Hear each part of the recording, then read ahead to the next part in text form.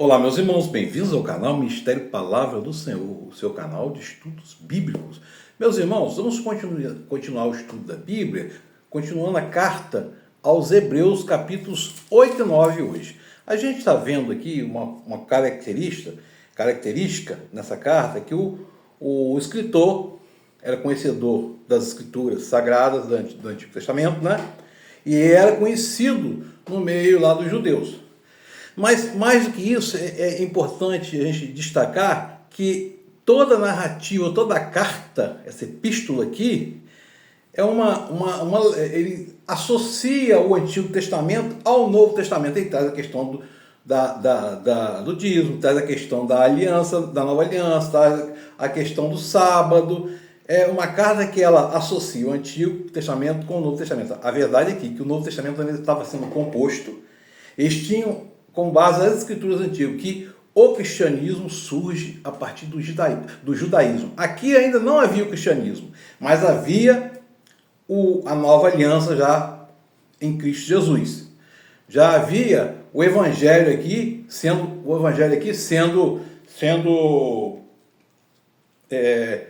pregado, sendo espalhado, semeado, criando a plantação de igrejas, né? Como viu Paulo lá, as igrejas surgindo. Lembrando que as igrejas surgiam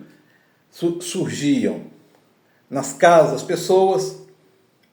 A instituição igreja não era uma instituição nos moldes de hoje. A instituição igreja era você é a igreja. Jesus fala, nós somos pedras e somos igreja. Havia ali a reunião das pessoas que eram igrejas, reunindo na casa de pessoas e formando comunidades de fé.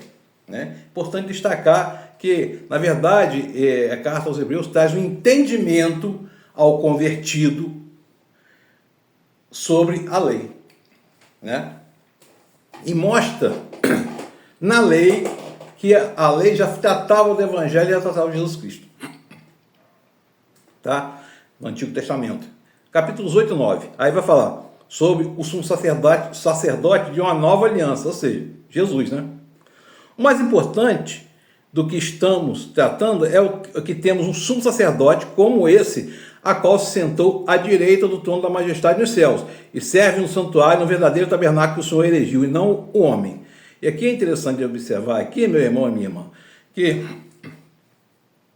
esses argumentos aqui, nessa sessão, é uma exposição, se vocês vão ver, de Jeremias também, tá? Capítulo 31, 34, né? Que fala, inclusive, que Cristo é o mediador dessa aliança.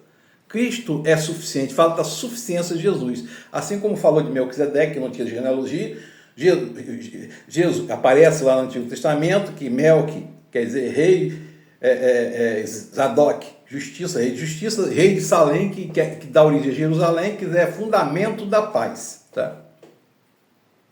Então, vocês vão perceber uma coisa, que ele fala aqui, falando do santuário celestial.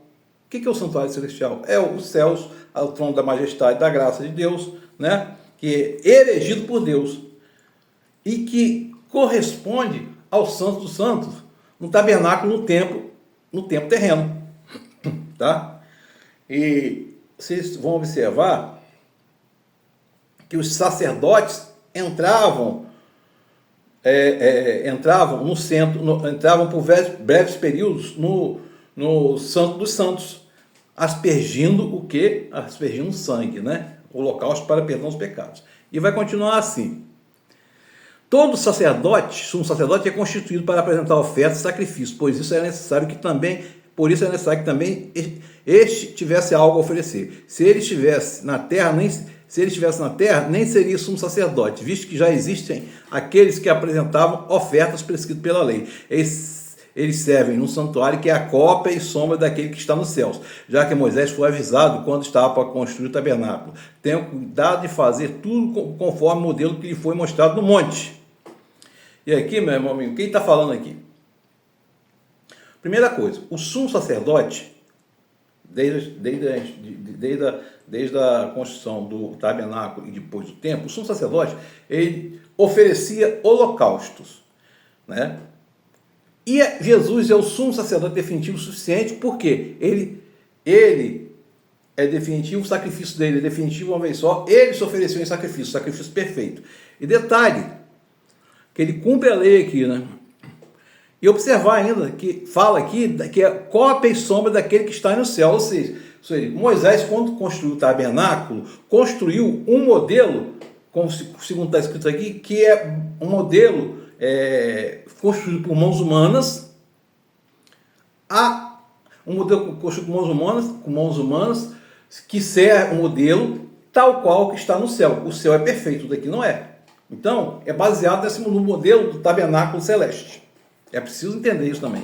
E outra coisa que é preciso entender também, que ele fala aqui, a cópia e sombra daquele que está no céu. No céu tem um tabernáculo perfeito. E aqui a cópia é infiel, né? Cópia ou menos, a cópia imperfeita, infiel não, imperfeita, né? E é interessante observar também que fala que e aí vamos voltar lá em Salmo 2, tu és meu filho, eu te gerei. Se fosse gerado na terra, já estivesse na terra tal qual Davi estava, tal qual Moisés estava e Arão estava, ele tinha que o quê?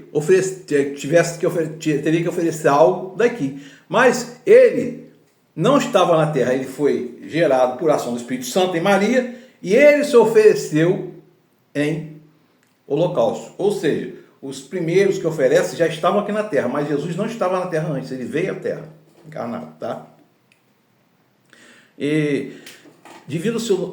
É interessante observar também que, pelo seu nascimento humano, Jesus pertencia à tribo de Judá, não da tribo dos levitas, que eram considerados sacerdotes, são os que não tinham herança, tá? Moisés e Arão eram da tribo de Levi. Jesus quebra esse paradigma quando ele é da tribo de Judá, tá? E outra coisa, nesse tempo aqui, você pode observar que o verbo está no presente, apresentar, né? Quer dizer, apresentar aqui, e outros textos mostram que o templo de Jerusalém ainda estava de pé, que fala que apresentar no templo, o templo de Jerusalém ainda estava de pé, não havia sido destruído, portanto, na época dessa carta, no ano 70. Então, essa carta data anterior ao ano 70, tá? E fala assim, estão chegando os dias, declara o Senhor, quando farei uma nova aliança com a comunidade de Israel e com a comunidade de Judá. Não será como a aliança que fiz com seus antepassados, quando tomei pela mão para tirá-los do Egito, visto que eles não permaneceram fiéis à minha aliança, e eu me afastei deles, diz o Senhor. Então, meu irmão, o que ele está falando aqui? Ele está falando aqui ao povo que foi infiel, recordando o exílio egípcio, 430 anos, a saída, o favor de Deus e a infidelidade dos que estavam lá, tá? E aí, estão chegando os dias, declara o Senhor, quando farei uma nova aliança com a comunidade de Israel e com toda a tribo de Judá. Você vê que não fala levita aqui. Qual é essa falar uma nova aliança? Que até então aqui a aliança era sinaítica, mosaica, né? Qual é essa nova aliança? A nova aliança em Cristo Jesus, né? E aí vai estar escrito, ninguém mais ensinará ao seu próximo, nem o seu irmão, dizendo, conheço o Senhor, porque eles me conhecerão desde o menor até o maior, porque eu lhes perdoarei a maldade e não mais lembrarei seus pecados. Isso é possível mediante o sacrifício de Jesus na cruz, tá? E ele vai entrar no capítulo 9, falar de adoração do tabernáculo aqui, terreno. Ora, a primeira aliança tinha regras para adoração e também um tabernáculo terreno. Foi levantado um tabernáculo na parte da frente chamada Lugar Santo. Estavam candelabros, mesas, os pães da presença. Por trás do segundo véu havia parte chamada Santo dos Santos, onde se encontravam o altar de ouro para o incenso, a arca da aliança, totalmente revestido de ouro. Nessa arca está o vaso de ouro contendo o maná, a vara de Arão que floresceu as tábuas da aliança. A cerca, acima da arca, estavam os querubins, que estavam na tampa, no propiciatório, que é chamada tampa, né? Estavam os querubins, né? Estavam os querubins da glória, que com sua sombra cobriam também a tampa da arca. Quer dizer que com sua sombra, a sombra das asas cobriam, porque a glória de Deus, abrange toda a terra. Isso é um símbolo de totalidade, né? Assim como o ouro representa o símbolo de majestade. Estando tudo assim preparado, os sacerdotes regularmente entravam no lugar santo do tabernáculo para exercer o seu ministério. Então, somente os sacerdotes entravam no Santo dos Santos, apenas uma vez por ano, e nunca apresentar o sangue, e nunca sem apresentar o sangue do sacrifício que ele oferecia por si mesmo pelos pecados, pelo pecado que o povo havia cometido por ignorância. Não havia dolo aqui, está falando de dolo. E é interessante, porque os sacerdotes aqui eram imperfeitos, pecadores, tinham a oferecer pecado, inclusive para si próprio, tá? Aí vem Jesus com a nova aliança, a aliança da graça, a aliança derramada por nós, da graça derramada por nós, e estabelece a nova aliança, é que a graça dele é suficiente. Vai assim, quando Cristo veio como sumo sacerdote sacerdote dos benefícios agora presentes, ele adentrou o maior e mais perfeito tabernáculo, não feito por mãos humanas, isto é, não pertence a essa criação, não por meio de sangue de bodes novilhos, mas por meio do seu próprio sangue. Ele entrou no Santo dos Santos de uma vez por todas e obteve a eterna redenção, a eterna redenção. É interessante da mesma forma, porque isso aqui, quando ele fala aqui que fala de bodes e ovelhas aqui, capítulo 9, no versículo 12 e 13, ele está se referindo